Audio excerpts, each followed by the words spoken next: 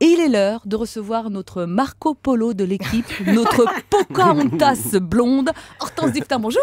Bonjour Julia. Non, Elena. Ah, my name is Elena. Julia, partie en voyage, moi. Julia, elle est déjà partie en voyage. Oui, voilà, c'est ça. Et Caroline est là pour la remplacer. Voilà. Alors, Hortense, parlez-nous de votre expérience de voyage tout vert. Bah oui, parce que moi, pour les vacances, je me prends un peu la tête. Hein. Parce que comme tout le Pas monde... pour les vacances. C'est vrai, il y a un peu tout le temps d'ailleurs. Je prends la tête à tout le monde aussi d'ailleurs. Mais parce que comme tout le monde, je veux bien faire des efforts pour la planète.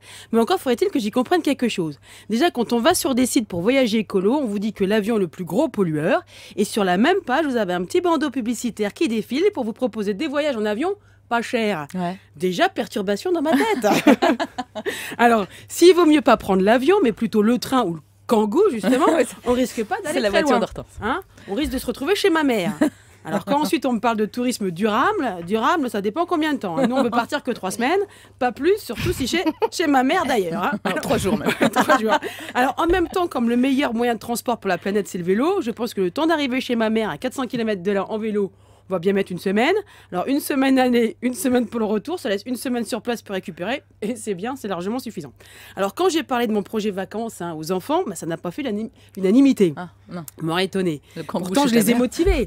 Je leur ai dit, pourquoi vouloir à tout prix voir des horizons lointains quand on ne connaît pas son propre pays? Ah, Et ils m'ont répondu, mais on la connaît ta mère. Ah bon? Et c'est pas faux. Et puis c'est vrai, entre tourisme responsable, équitable, solidaire, on s'y perd. On choisit quoi? C'est quoi le mieux pour moi et pour la planète? On sait pas. Alors pour les enfants et mon mari, comme le bivouac en vélo ne les tentait pas, Ouais. hein, et qui veulent voyager, j'ai eu une idée. Les inscrire à Koh Lanta. Ah. Là, oui, bah là, pour voir des nouveaux paysages, ils vont pas être déçus. Hein. Ils vont les regretter les vacances chez ma mère, ça je peux vous le dire. Là, ils vont savoir ce que c'est de vivre écolo, hein, de faire attention à la nature, de manger que des fruits de saison et des limaces, se laver une fois de temps en temps, ça devrait pas les changer.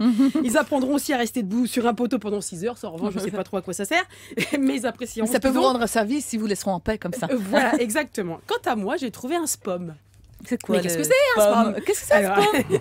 ce qui est respectueux en plus de l'environnement. Eh ben, moi qui suis normande, ça tombe très bien, c'est un spa à base de pommes.